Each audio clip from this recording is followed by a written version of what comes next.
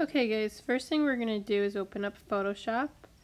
We're going to go ahead and select the new document option. We're going to create a new document, and once you open it up, you're going to set all of the different types of settings that we are going to use.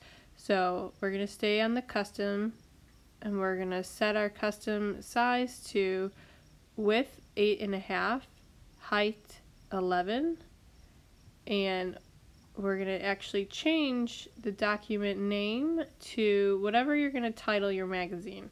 So I titled, for this situation, I titled it Broncos in Jamaica, and then resolution remains 300, and the background is going to stay white. So what this is going to do is it's going to pull up a document.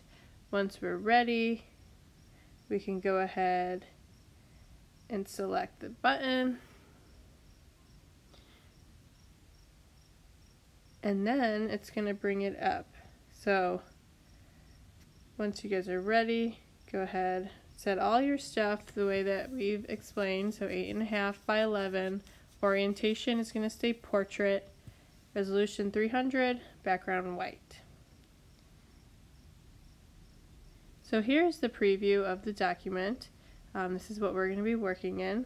We have to first import our picture that's going to create the background.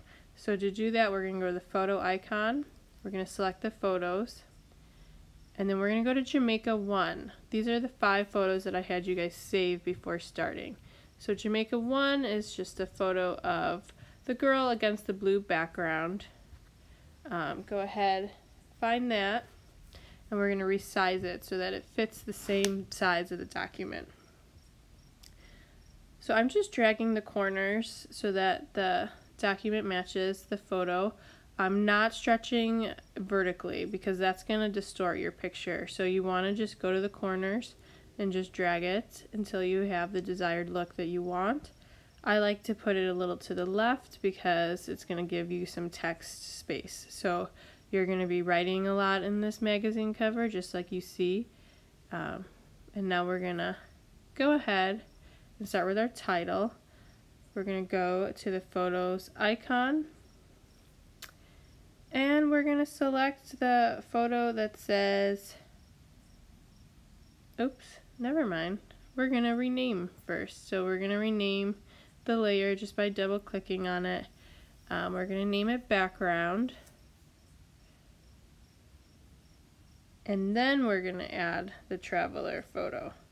So we're going to go back to our photo icon that's below the text symbol. We're going to go ahead, find the photo that says, it's like a National Geographic traveler photo. I thought it would, oh, I'm so sorry. We're going to do the barcode first. So I'm adding voiceover over my pre-recorded, and I can't tell what steps are coming next, so I apologize. We're adding the barcode next. We're going to resize it the same way. We're just dragging the corners down. We don't have to change the blending mode because it looks good the way it is. I like it in the bottom right corner because that's where usually the barcode is in the magazines. I am going to double click on the barcode photo, rename it.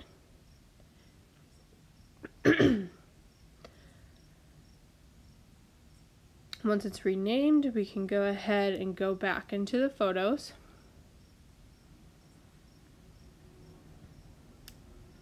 So the photos are again underneath the T. This time we're actually going to find the traveler one that I was talking about earlier. So this is our title of the magazine. We're going to drag it up to the corner. And we're going to go ahead, find a spot that we like. We can rename it to traveler, or we can name it to title of magazine, or just the word title, however you guys like to rename it. And then I'm going to go to my blending modes. So you guys have used these before plenty of times. You have to find the one that you like the best. I like lighten the best because I feel like it blends in a lot nicer with the background. You can see the words nice and clear. There is a little bit of background that you see in the left corner, but that's okay. I'm not going to get too worried about it. These don't have to be 100% perfect, as long as they look nice and clean. If I wanted to, I could erase that or change the opacity and brightness like I am doing right now. I'm just adding that effect on it. But you guys, it's up to you if you want to add any like special effects. If you want to do brightness and contrast, if you want to do different layer properties, you can. I'm not going to require them. So again, it's your choice, but it is not necessary for you guys to do that.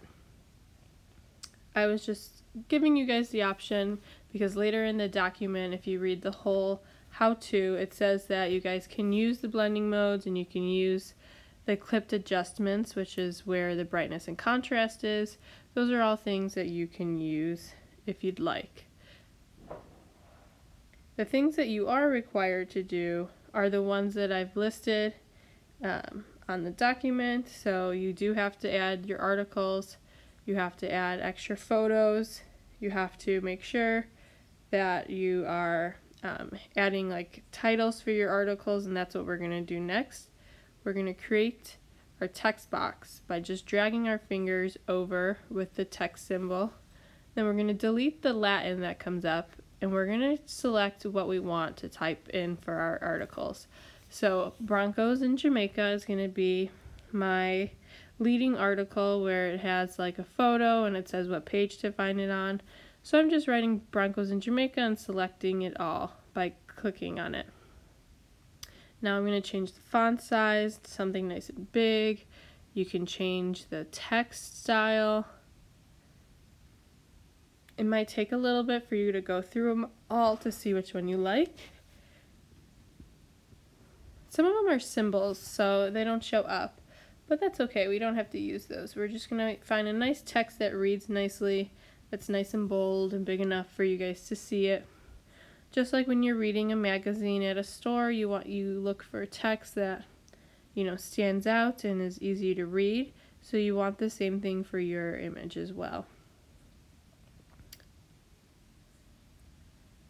So I stayed with Verdana, and then I changed the font size so that it fit nice. And then I am going to mess around with some of the dials below. The one that I really like to use is the leading. It's L-E-A-D-I-N-G. And what it does is it brings the letters and the words together.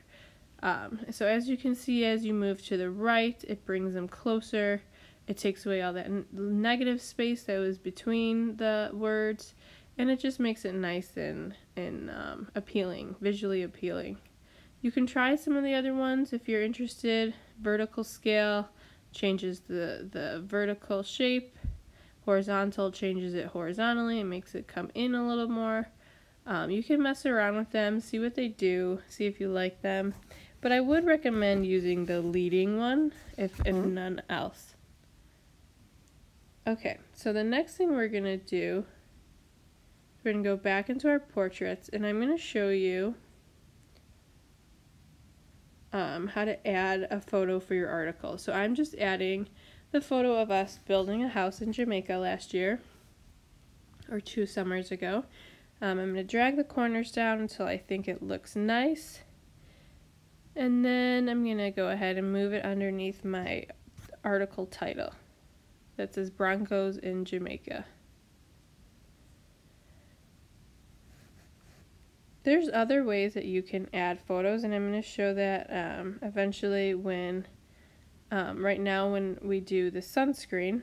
So what I'm doing is I'm importing the sunscreen as a separate file, just like we've done in other projects. So I'm not adding it to the original file.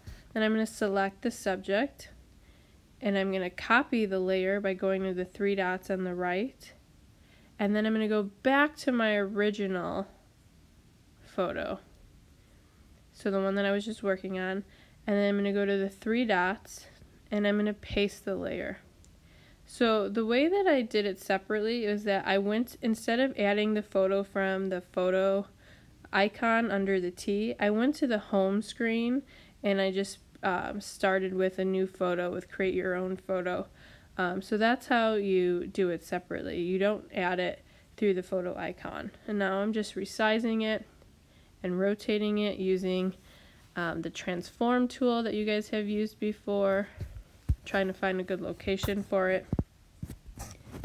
And you can decide, do you want it on the right side, do you want it on the left side, where's your text going to look the best. And then just when you like the way it looks, you can press apply.